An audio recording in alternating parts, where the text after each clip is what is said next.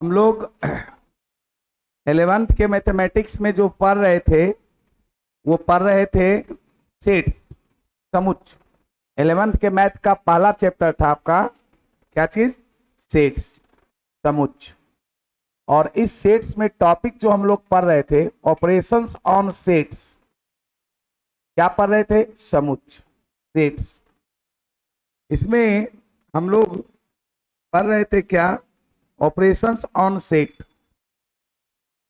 है ना। टॉपिक का नाम था ऑपरेशंस ऑन सेट्स, समुच्चयों पर संक्रियाएं। यस या नो? आपको टॉपिक का नाम लिखा हुआ होगा, समुच्चयों पर संक्रियाएं। यही टॉपिक था।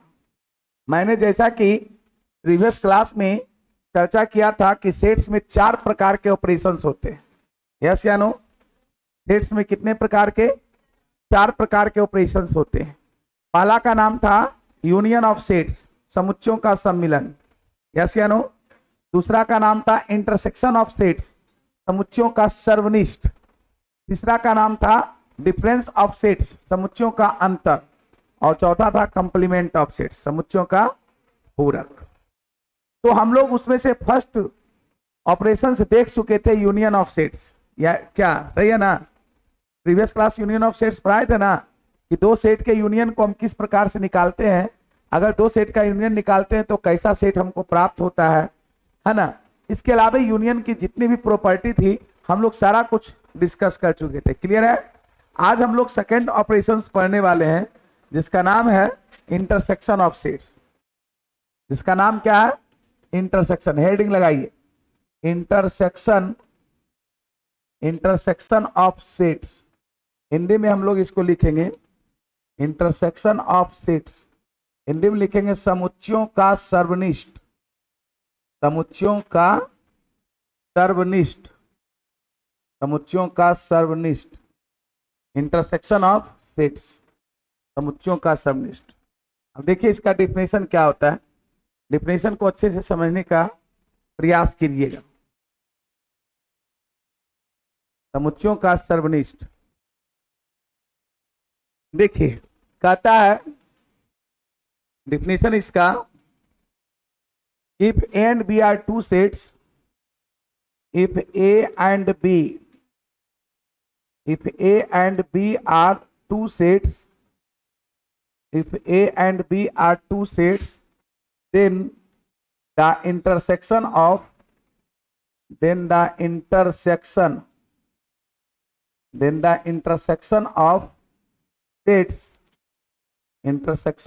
sets, A and B is denoted, इसको डिनोट किया जाता है, इज डिनोटेड बाय, कैसे डिनोट किया जाता है? तो ए इंटरसेक्शन बी। देखो भाई ऊपर भाग किसका साइन था? यूनियन का। नीचे भाग किसका रहेगा? हम लोग इसको क्या पढ़ेंगे? A intersection B. क्या पढ़ेंगे? A intersection B. And is the set, और वह एक समुच्च होता है।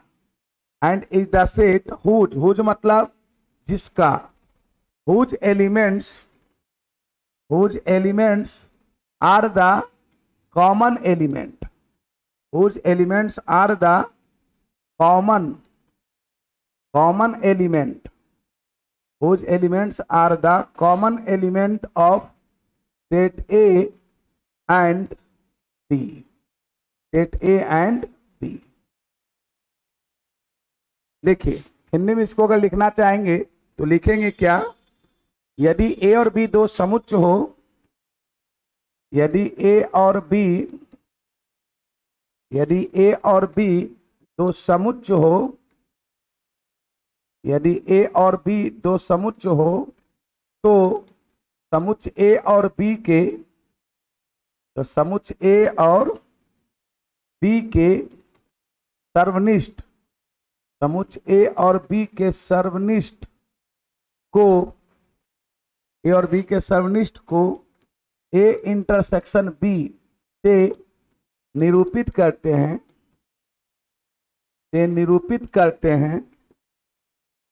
निरूपित करते हैं तथा यह एक समुच्चय होता है, यह एक समुच्चय होता है, यह एक समुच्चय होता है जिसका सदस्य, यह एक समुच्चय होता है जिसका सदस्य समुच्चय ए और बी, जिसका सदस्य समुच्चय ए और बी, ए और बी के उभयनिष्ठ, ए और बी के उभयनिष्ठ सदस्य होते हैं। उभयनिष्ठ किसको बोलते हैं? कॉमन, जो दोनों में मिलता है। जो देखिए डिफिनेशन में स्पष्ट लिखे, इंटरसेक्शन ऑफ सेट, समुच्चयों का समनिष्ठ। देखिए if A and B are two sets, अगर ए और बी दो समुच्चय होता है, then the intersection of sets A and B is denoted by A intersection B. तो समुच्चय ए और बी के इंटरसेक्शन को कैसे डिनोट करेंगे? A intersection B. ये किसका साइन है? इंटरसेक्शन का, समनिष्ठ का। एंड इज द सेट, और वह एक समुच्चय होता है, हुज एलिमेंट्स, जिसका सदस्य, are the common element of set A and B, जिसका सदस्य समुच्चय ए और बी के उभयनिष्ठ सदस्य होते हैं। कैसे सदस्य? उभयनिष्ठ। यदि वही लिखे, यदि ए और बी दो समुच्चय हो तो समुच्चय ए और बी के समनिष्ठ को हम लोग ए इंटरसेक्शन बी से निरूपित करते हैं, तथा यह एक समुच्चय होता है, मतलब दो सेट का हम लोग इंटरसेक्शन निकालेंगे तो एक सेट ही मिलेगा, कोई दूसरा चीज नहीं मिलेगा। क्या मिलेगा? सेट मिलेगा। और उसका सदस्य कौन, किसका उसका सदस्य कौन होगा? तो ए और बी के कॉमन एलिमेंट, ए और बी के। ऊपर इंग्लिश वाला लिख लिया डेफिनेशन? नहीं लिखा जी, इतना सब लोग पता ना क्या कहता। लिखो जल्दी, जल्दी लिखो। ये तो आपका लैंग्वेज में डिफिनेशन है, हम इसको मैथमेटिकल अप्रोच भी देते हैं।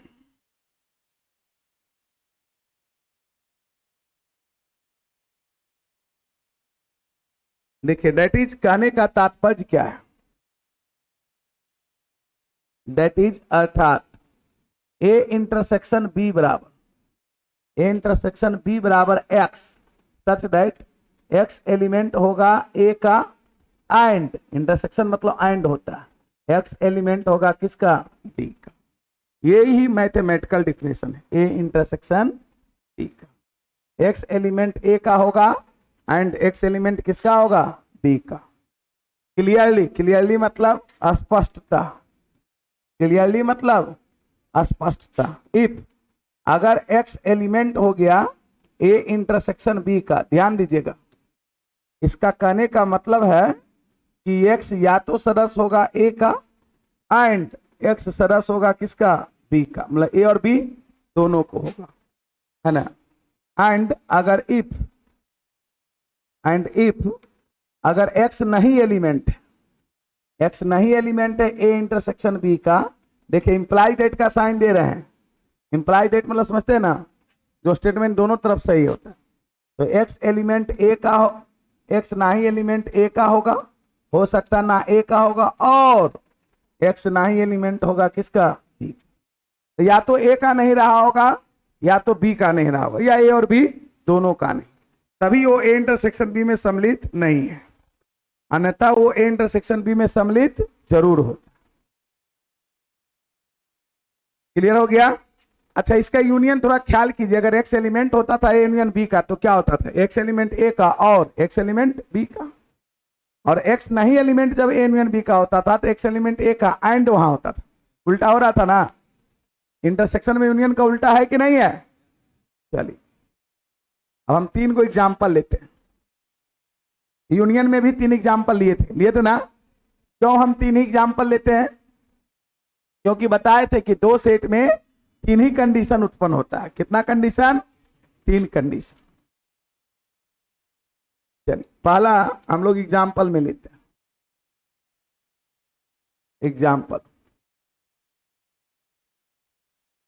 एग्जाम्पल में लेट हम लोग ले लेते हैं ए बराबर एलिमेंट मान लेते हैं 1 2 3 4 और कितना 5, एंड बी बराबर एलिमेंट मान लेते हैं कितना? बी बराबर 4 5 6 7 कितना 8 मान लिए। अब आपको निकालना है A intersection B. A intersection B मतलब 1 2 3 4 5, इसका इंटरसेक्शन निकालना है किसके साथ? तो 4 5 6 7 8 के साथ। ठीक है, इंटरसेक्शन क्या बताएं? जो दोनों में मिलता है। आप गौर से देखिए, दोनों में क्या मिल रहा है? 4 5 मिल रहा है। इंटरसेक्शन में एलिमेंट कौन लिखाएगा? 4 5। इसका डिफिनेशन ही है कि ए और बी दोनों का एलिमेंट। अगर इसको वेन डायग्राम से बनाने का प्रयास करते हैं, किससे? Venn diagram. तो इसका तो वेन डायग्राम ऐसा ही आएगा। ये मान लो सेट ए है और ये सेट बी। ये 1 2 3 4 5 दोनों में होगा 6 7 8। यहां पर दोनों का इंटरसेक्शन पोर्शन कौन दिखाएगा? ये यही दिखाएगा ना। ये किसको दिखाएगा? A intersection B. समझ में आया? सिंपल सी बात है। इंटरसेक्शन में कौन से एलिमेंट को लेंगे? जो दोनों में उपस्थित होगा, जो दोनों में। चलिए आप इस डिफिनेशन को भी देखिए, जो मैं ऊपर लिखा उसको प्रूफ करा सकते हैं। 4 एलिमेंट है इंटरसेक्शन बी का, मतलब 4 ए का भी सदस्य होगा और 4 बी का, तभी ना इंटरसेक्शन बी में आया है। और अगर मान लो 2 एलिमेंट नहीं है ए का, ए इंटरसेक्शन बी का, तो 2 या तो ए का नहीं होगा, या तो बी का नहीं होगा, या तो दोनों का नहीं। यहां पर 2 किसका नहीं है? बी का नहीं। समझ में आ गया? मतलब ये जो दोनों बात लिखे वो क्या है? सही है। दूसरा एग्जाम्पल हम लोग लेते हैं। यहां पर एग्जाम्पल दूसरा देखिए। दूसरा लेते हैं यहां पर। लेट ए बराबर एलिमेंट ले लेते हैं कितना? 1 2 3 और कितना? 4। एंड बी बराबर एलिमेंट लेते हैं कितना? एलिमेंट लेते हैं 5 6 7 और कितना? 8 ले लिए। अब यहां पर अगर हम लोग ए इंटरसेक्शन बी किए, ए इंटरसेक्शन बी, तो कितना हो गया बता? 1 2 3 4, बीच में इंटरसेक्शन का साइन 5 6 7 8। क्या कोई एलिमेंट कॉमन है? नहीं ना है, मतलब क्या है? 5। अगर यहां पर इसको वेन डायग्राम से भी अगर देखना चाहते हैं, तो जब इसमें कोई कॉमन एलिमेंट नहीं है तो दोनों अलग अलग नहीं दिखाएंगे। ये ए हो गया और ये क्या? बी। ए का एलिमेंट 1 2 3 4 था, ये 5 6 7 8। क्या इसमें कुछ कॉमन मिल रहा है? नहीं ना। चलिए तीसरा हम एक एग्जाम्पल लेते हैं। और ऐसा एग्जाम्पल लेंगे तीसरा जिसमें एक एलिमेंट एक का टोटल इस दूसरे में हो जाए। नहीं, लेट हम लोग सेट ए बराबर एलिमेंट ले लेते हैं 1 2 3।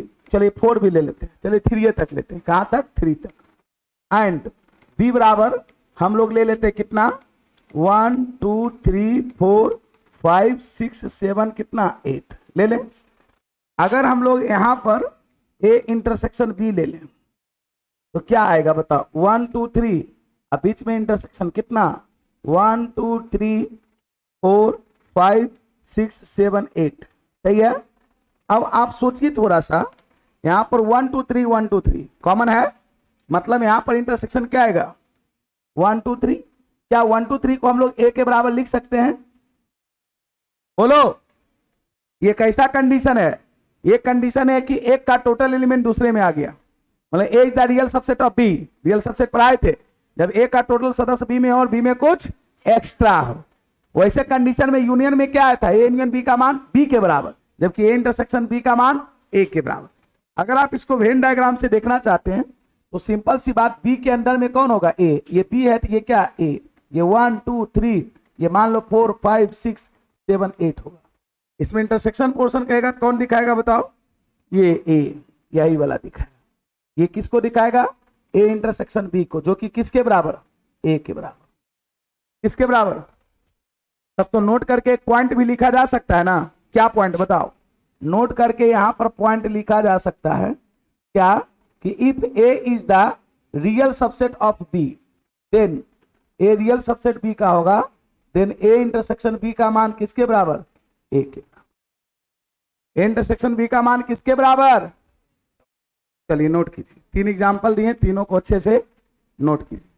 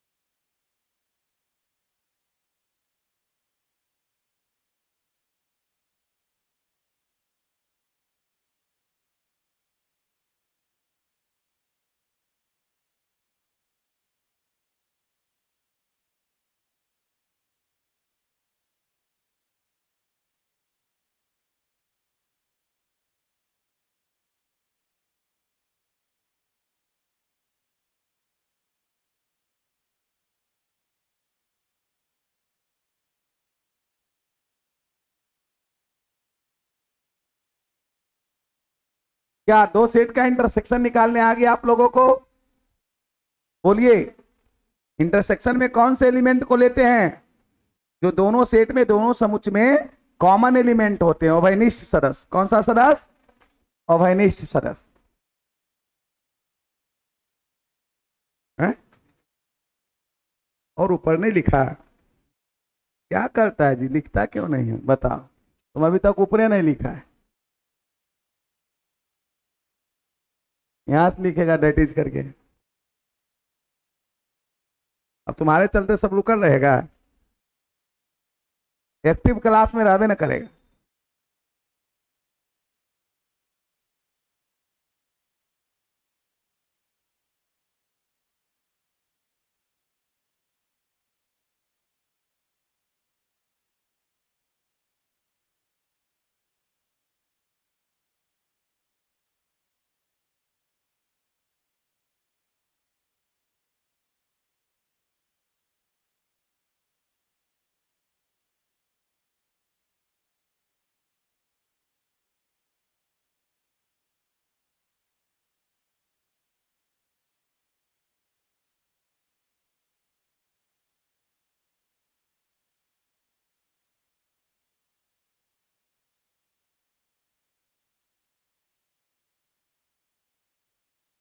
जल्दी करो।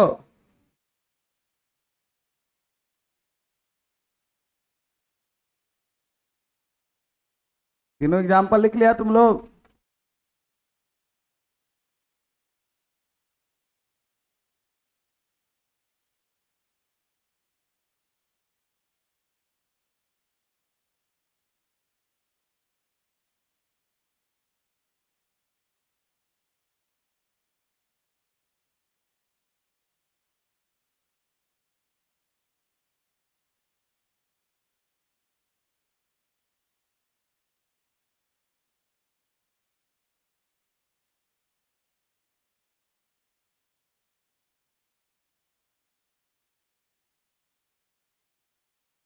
इसकी प्रॉपर्टी क्या देखेंगे?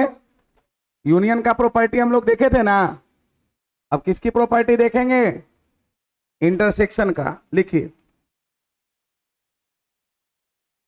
देखिए, properties of intersection, properties of intersection of two sets, properties of intersection of two sets. Hindi में लिखिएगा, दो समुच्चयों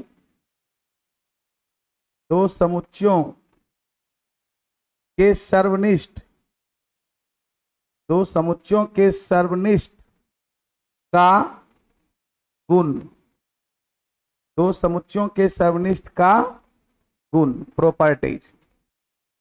अच्छा, यूनियन का प्रॉपर्टी क्या लिखाए थे पहला, किसी को याद है?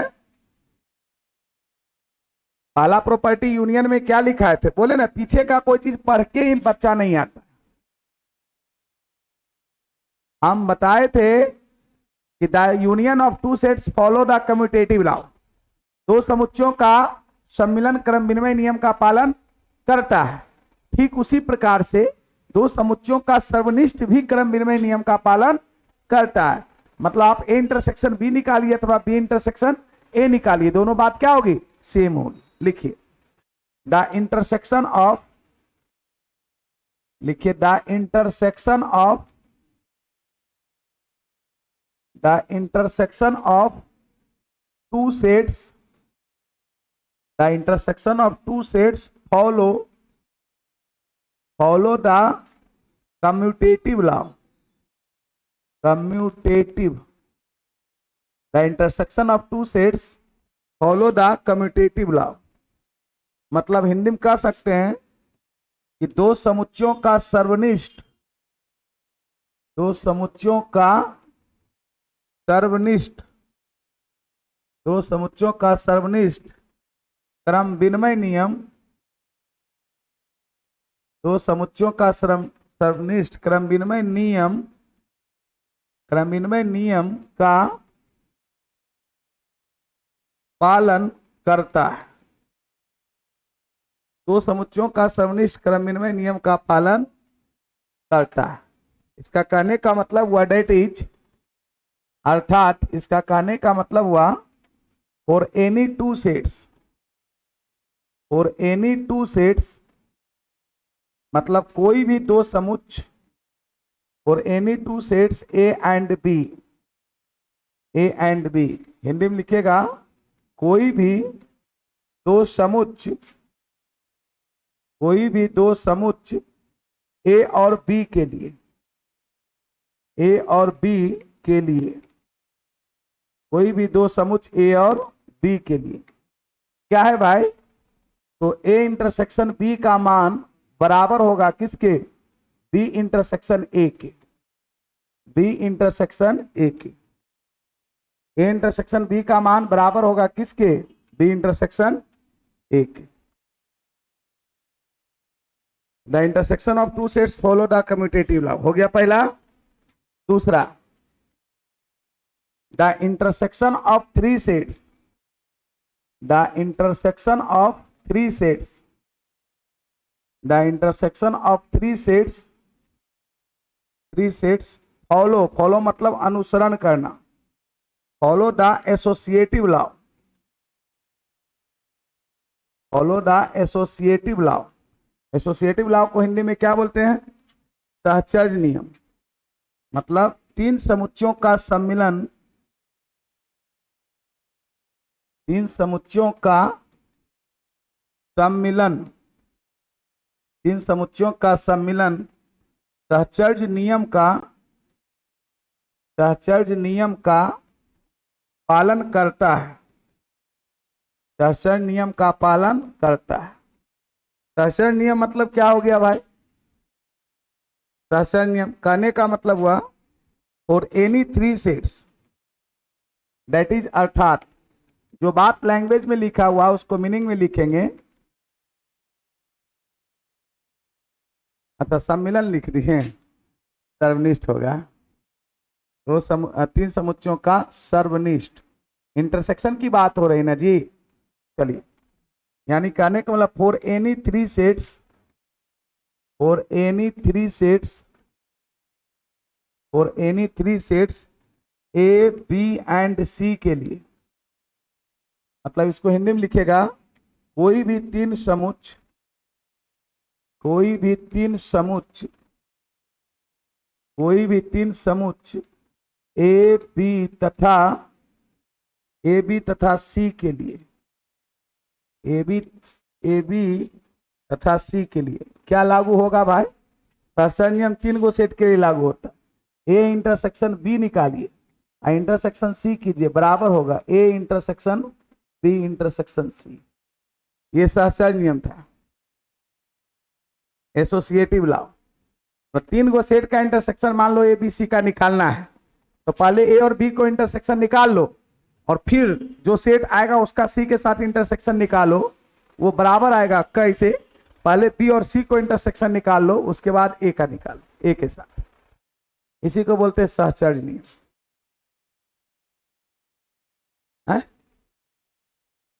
अरे नंबरिंग से क्या लेना देना, लो न लो। हाँ दूसरा,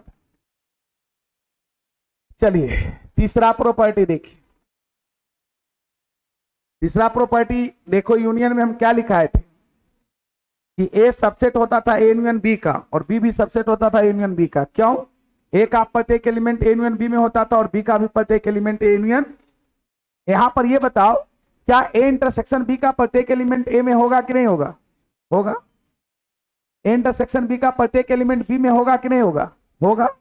मतलब हम लिख सकते हैं for any two sets, for any two sets, for any two sets A and B, for any two sets A and B, मतलब कोई भी दो समुच्चय ए और बी के लिए, कोई भी दो समुच्चय, कोई भी दो समुच्चय, कोई भी दो समुच्चय ए और बी के लिए, ए और बी के लिए, कोई भी दो समुच्चय ए और बी के लिए आप क्या लिख सकते हैं भाई, लिख सकते हैं कि ए इंटरसेक्शन बी ये सबसेट होगा किसका, ए का, एंड ए इंटरसेक्शन बी ही सबसेट होगा किसका? बी का। ये ए का भी सबसेट होगा और बी का भी। क्या ये बात सही लिखे हैं? समझिए, ऐसी नहीं कि हम लिख दिए तो हाँ सर हम मान लिए। क्या ये सही बात है? सबसेट का क्या कंडीशन था याद करो, इसका टोटल एलिमेंट इसमें होना चाहिए। क्या ए इंटरसेक्शन बी का टोटल एलिमेंट ए में नहीं होगा? इंटरसेक्शन बी का टोटल एलिमेंट बी में नहीं होगा? ए इंटरसेक्शन बी में तो वही एलिमेंट है जो ए और बी में कॉमन है। ये ठीक है। चौथा बात देखिए, चौथा प्रॉपर्टी। चौथा प्रॉपर्टी कहता है किसी भी सेट का खुद के साथ इंटरसेक्शन लोगे वही सेट आएगा।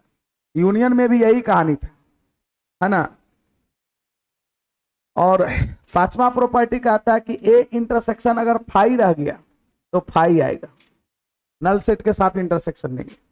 छठा बोलता है ए इंटरसेक्शन यूनिवर्सल सेट होगा तो ए होगा देयर जहां की ए रियल सबसेट है किसका? Universal set. किसका? यूनिवर्सल।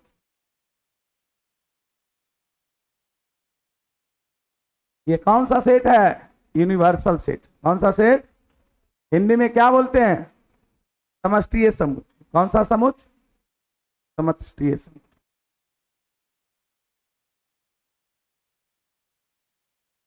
अब यूनियन और इंटरसेक्शन दोनों का एक कंबाइंड प्रॉपर्टी होता है, समझिएगा।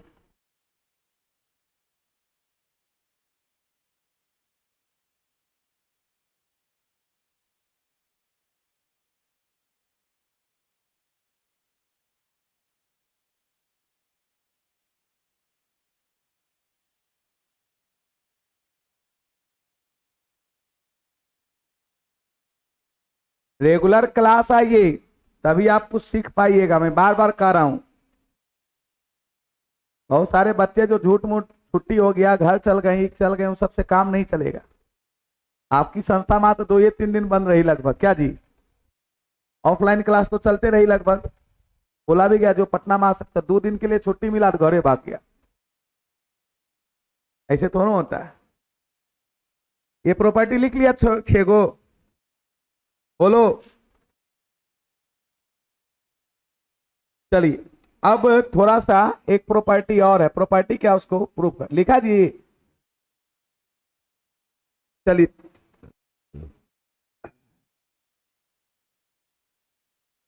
ये भी प्रॉपर्टी मान के चलो। कहता for any 3 sets, for any 3 sets A B and C, कोई भी 3 समुच्चय ए बी और सी के लिए, हिंदी लिखेंगे तो वही लिखेंगे, कोई भी 3 समुच्चय, कोई भी 3 समुच्चय है ना, ए बी तथा सी, ए बी तथा सी के लिए, कोई भी 3 समुच्चय ए बी तथा सी के लिए। सबसे पहला बात ध्यान दो, कहता है कि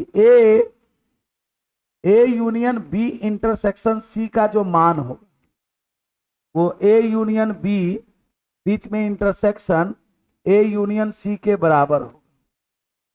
दूसरा कहता है A intersection B union C का जो मान होगा वो ए इंटरसेक्शन बी और बीच में यूनियन ए इंटरसेक्शन सी के बराबर। यही आपको 3 समुच्चय के लिए, इसको बोलते हैं डिस्ट्रीब्यूटिव लॉ। इस दोनों को कौन सा नियम बोलते हैं? Distributive law. Distributive law Hindi में बोलते हैं वितरण नियम। आप लोग वितरण नियम पढ़े होंगे, है ना। गुना का वितरण नियम किस पर? एडिशन पर। अच्छा ऐसा बताओ, ये ऐसा पढ़ा है ए इंटू बी प्लस सी रहता है तो क्या होता है? ए बी मल्टीप्लाई साइन है और बीच में प्लस ए सी, ये होता है। इसको हम लोग वितरण नियम कहते थे या नहीं कहते थे? मैथमेटिक्स में पढ़े होंगे बचपन में, 7 जो भी हो जिस क्लास में, इसको वितरण नियम कहते। वितरण नियम डिस्ट्रीब्यूटिव लॉ जब भी लागू होता है तो 2 ऑपरेशन के बीच लागू होता है। कितना ऑपरेशन? जैसे इसके पहले जो यूनियन और इंटरसेक्शन हम लोग पढ़े हैं, सम्मिलन और समनिष्ठ, वो एक यूनियन और इंटरसेक्शन कह रहे हैं। इसके पहले जो कम्यूटेटिव लॉ और एसोसिएटिव लॉ हम लोग पढ़े, क्रम विनिमय नियम और सहचर्य नियम, वो एक ही ऑपरेशन के बीच लागू था ना जी, यूनियन के बीच या इंटरसेक्शन के बीच। आइए इसमें यूनियन और इंटरसेक्शन क्या है, दोनों है। यहां पर भी वही है, यहां मल्टीप्लाई और क्या है, एडिशन है। मल्टीप्लाई और गुना और जो दो वो साइन है तब ना वितरण नियम लागू हो रहा है। यही चीज यहां भी हुआ। देखो यहां पर क्या लिखे, ए यूनियन बी, बीच में इंटरसेक्शन ए यूनियन सी। आप पहले इंटरसेक्शन है तो A intersection B union A intersection C, है या नहीं है? इसको बोलते हैं intersection over union, I union over intersection. अब देखो इसको प्रूफ करने की बात आई। पहले जब 11 12 दोनों से क्वेश्चन पूछता था बोर्ड एग्जाम में, एक क्वेश्चन फिक्स रहता था, या आप 11th के भी बोर्ड एग्जाम देने जाओगे एक क्वेश्चन हो सके ऐसा आपको मिलेगा। अब इसको प्रूफ कैसे करेंगे, कोई बच्चा बताओ, हम इसको प्रूफ कैसे करेंगे? कोई बच्चा हमको बताओ। आपको मान लो एग्जाम में दे दिया, आपको मान लो एग्जाम में दे दिया, दे सकता है एग्जाम में, दे सकता है कि इसको प्रूफ कीजिए। कैसे प्रूफ करोगे? तो कुछ बच्चे क्या करेंगे, 3 गो सेट मान लेंगे एग्जाम्पल, ए बराबर 1 2 3, बी बराबर कुछ मान लेंगे, सी बराबर, लेफ्ट हैंड साइड निकाल लेंगे, राइट हैंड साइड बराबर। नहीं, एग्जाम्पल से प्रूफ नहीं करना है, इसको थ्योरेटिकल प्रूफ करना है। अब आप ये जानिए 2 सेट बराबर कब होता था, 2 सेट्स बराबर कब होता था? कुछ पते ना, यही तो कहें, बस पढ़ा दिए, ये भी नहीं पलट के देखेगा सर पीछे क्या पढ़ाए हैं। जब एक सदस्य सभी बी में उपस्थित हो तो बराबर हो जाएगा, है? वो तो उपसमुच्चय का कंडीशन। किसी को तो याद नहीं है, कॉपी पढ़ता ही नहीं है, तो हमको पढ़ाने से कोई फायदा हो रहा है? फायदा कब होता है? जब आप बताते, जवाब देते। मैंने पूछा 2 सेट इक्वल कब होगा, तो हम पहले इक्वल सेट भी लिखाए थे आपको, समान समुच्चय। तो बोले थे 2 finite set A and B are set to be equal if they have exactly same element. 2 परिमित समुच्चय ए और बी समान समुच्चय कहलाएंगे जब उसमें, है ना, वास्तविक रूप में समान सदस्य उपस्थित हो। क्या? और बोले थे कि इक्वल सेट को और अच्छे तरीका से हम तब डिफाइन कर पाएंगे जब हम सबसेट पढ़ेंगे। बोले थे कि अगर ए सबसेट हो बी का और बी सबसेट हो ए का तो ए बराबर बी। देखो लिखल होगा, पलट के देखो न कम से कम यार। जब घर पे मौका नहीं है मिलता तो अब ये देख लो तुम लोग, घर पर तो तुमको मौका मिलता नहीं, बहुत बिजी इंसान होता है। जहां पर उप समुच्चय पढ़ाए होंगे, उप समुच्चय के एग्जाम्पल में नोट करके पॉइंट होगा। बोलो नहीं मिल रहा तो तुम्हारे कॉपी में हम खोज देते हैं। जहां पर हम उप समुच्चय पढ़ाए हैं वहां एग्जाम्पल, जब हम पहला एग्जाम्पल दिए होंगे उसमें नोट करके पॉइंट में होगा। क्या मिला आप लोगों को? नहीं मिला? किसको किसको नहीं मिला? जो नहीं मिला उसको मान लो कॉपी कहीं पलटमेंट करता, बस यहां जाता है, कॉपी पलट के बैग में रख दिया और फिर वैसे ही चले आता है। क्या मिला जी? क्या लिखा हुआ है कि अगर इफ ए सबसेट हो बी का और बी सबसेट हो तो ए बराबर बी होगा। अब सुनो, आपको इतना बराबर इतना प्रूफ करना है। इतना पूरा एक वो खुद सेट है, बोलो ना, ये भी पूरा खुद एक सेट है। मैं ये कहूं कि अगर ये सेट इसका सबसेट हो जाए और ये इसका सबसेट हो जाए तो दोनों को बराबर लिख सकते हैं, यस या नो? अब इसको इसका सबसेट दिखाने के लिए क्या करेंगे, इसका टोटल एलिमेंट इसमें होना चाहिए। समझो ध्यान से जो बोल रहे हैं, बोर्ड पे ध्यान नहीं देगा समझ में नहीं आएगा। आप पूरा इसमें यूनियन और इंटरसेक्शन के डिफिनेशन का यूज है।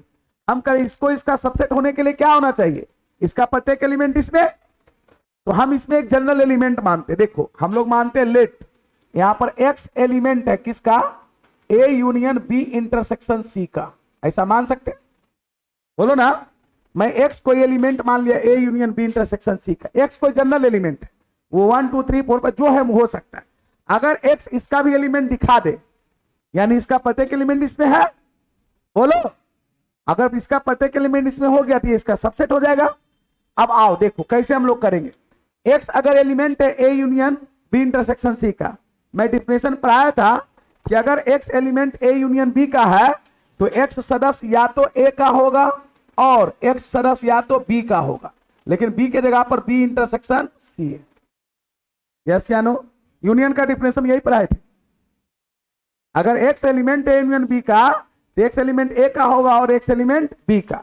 अब इंटरसेक्शन का डिफिनेशन, एक्स एलिमेंट ए और इंटरसेक्शन का डिफिनेशन हो जाएगा एक्स एलिमेंट बी एंड मत इंटरसेक्शन मतलब एंड, एक्स एलिमेंट कितना सी, होगा कि नहीं होगा बताओ? इसको तोड़ेंगे तो ये आएगा। अभी जस्ट इंटरसेक्शन पर आए थे, क्लियरली वाला हम लिखे थे स्पष्टता कि अगर x element A intersection B का होगा तो एक्स एलिमेंट ए का एंड एक्स एलिमेंट बी का। ये देखो क्या है, ब्रैकेट है तो दोनों से गुना होगा, मतलब एक्स एलिमेंट ए होगा और एक्स एलिमेंट बी होगा, बीच में एंड का साइन, फिर हो जाएगा एक्स एलिमेंट ए और एक्स एलिमेंट सी। क्या ऐसा होगा बताओ? इसको अलग अलग देखो, इसे अरे गुना किए, इसको इसके साथ, मान लो ये गुना का साइन है, बीच में प्लस, इसको इसके साथ, ये है। इसका मतलब फिर यहां देखो एक्स एलिमेंट ए और एक्स एलिमेंट बी, मतलब ए यूनियन बी हो गया, बीच में एंड का साइन हो गया, and x element A union क्या सी।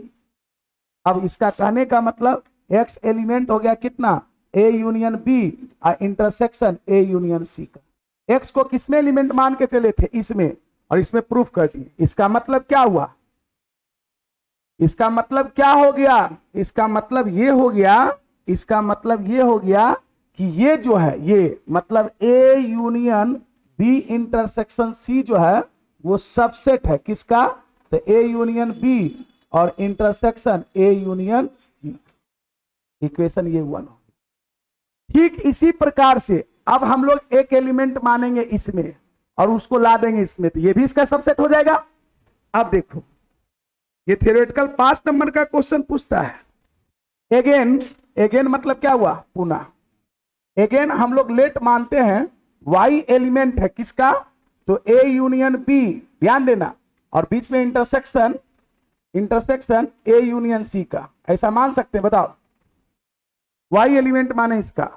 अब इंटरसेक्शन का डिफिनेशन यहां यूज करो तो वाई एलिमेंट हो जाएगा ए यूनियन बी का, इंटरसेक्शन मतलब क्या होता है एंड, वाई एलिमेंट किसका हो जाएगा? ए यूनियन सी का।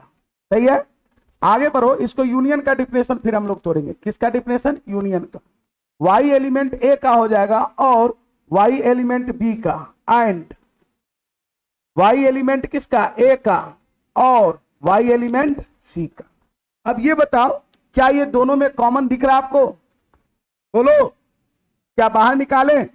बाहर निकालें, बाहर निकालेंगे क्या होगा? वाई एलिमेंट कितना? ए, बीच में और वाई एलिमेंट बी, एंड ये तो कॉमन निकल गया, वाई एलिमेंट कितना? सी। सही है, यहां पर फिर आ जाएगा वाई एलिमेंट है ए और रहने दो वाई एलिमेंट कितना? B intersection C. मतलब यहां पर हो गया y element A union B intersection C.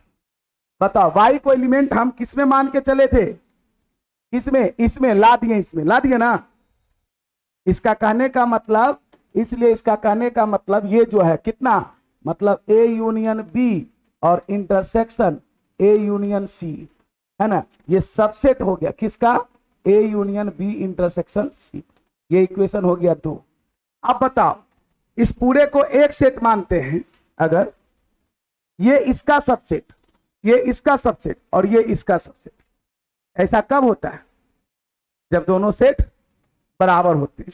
मतलब स्पष्ट लिखेंगे यहां पर from 1 and 2, from equation 1 and 2 we get, हम लोग प्राप्त करेंगे, क्या प्राप्त करेंगे? कि A union B intersection C बराबर होगा किसके? ए यूनियन बी और बीच में इंटरसेक्शन ए यूनियन क्या? सी। ये हो गया आपका प्रूफ। इस प्रकार से ये जो प्रूफ किए हम यूनियन और इंटरसेक्शन के डिफिनेशन से प्रूफ किए। इससे प्रूफ किए हैं यूनियन और इंटरसेक्शन के डिफिनेशन से। सेट मान के नहीं, सेट मान के अगर आप प्रूफ कीजिएगा तो आपको नंबर नहीं मिलेगा। ये 5 नंबर का देता है तो देता है। इसमें मात्र हम किसको प्रूफ किए हैं? पहला को। किसको प्रूफ किए हैं? पहला को। दूसरा आप घर पर उसी प्रकार से प्रूफ कर सकते हैं। ये अगर आपको नहीं समझ में आया तो आप बताते इसका कारण क्या क्या है। पहला नंबर, आप यूनियन का डिफिनेशन नहीं समझे। दूसरा नंबर, इक्वल सेट किसको कहते वो नहीं समझे। जब तक पीछे के बातों को अच्छे से नहीं पढ़िएगा, जैसे जैसे चीजें आगे बढ़ती जाएगी वो समझ में नहीं आएगी, वो स्पष्ट बात है। अब भले हमारी बातें आपको तीखी लगेगी, लेकिन जो हम बोलते हैं क्लियर बोलते हैं। मैं आपसे भी पूछ रहा था 2 सेट कब इक्वल होगा, कोई जवाब नहीं दे रहा, जबकि मैं पढ़ा चुका हूं। इसमें हमारी गलती है? अब यूनियन का डिफिनेशन हम पढ़ा चुके हैं कि एक्स एलिमेंट अगर ए यूनियन बी का है तो एक्स एलिमेंट ए का होगा और एक्स एलिमेंट बी का, तो पता नहीं चल रहा है। देखो यूनियन, ये ए का यूनियन बी के जगह पर बी इंटरसेक्शन सी है, फिर इंटरसेक्शन, सिर्फ इसको यूनियन और इंटरसेक्शन के डिफिनेशन से प्रूव किया गया। इसको आप लिख सकते हैं और ये आप इसको प्रूफ करके घर से लाइएगा। पहला प्रूफ कर दिए, दूसरा घर से लाइएगा, आपका इंटरसेक्शन समाप्त हो गया। क्लियर है?